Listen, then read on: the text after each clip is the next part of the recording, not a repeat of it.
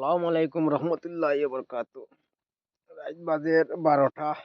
আইলাম, গাড়ি থেকে আইলাম, কই আইয়া গোসল করিয়া নমাজ কি পড়লাম।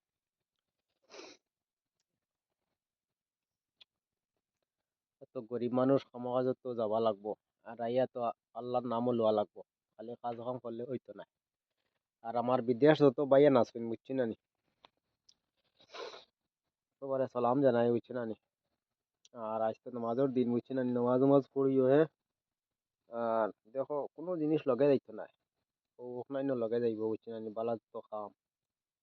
আর আমার এক ভাই আমার আর এক বইনি আমার ফোন করে কইলা যে ভাই আমরা লাগি দোয়া করিও, বলে বিদেশ আছি, বলে ঠিক আছে নামাজ পড়িও কইছন।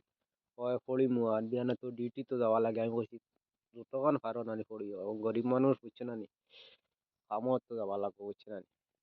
আমি কইছি পড়িও। মাঠটা শুনি আমার বহুত কষ্ট লাগছে।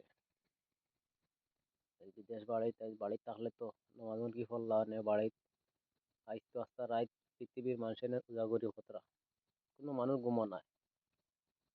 বাইর মাঠটা শুনিয়া বহুত দুঃখ লাগলো। বললাম, আয় রে বাবা, বাড়িতে রইলে তো একলগে নামাজ পড়লাম না।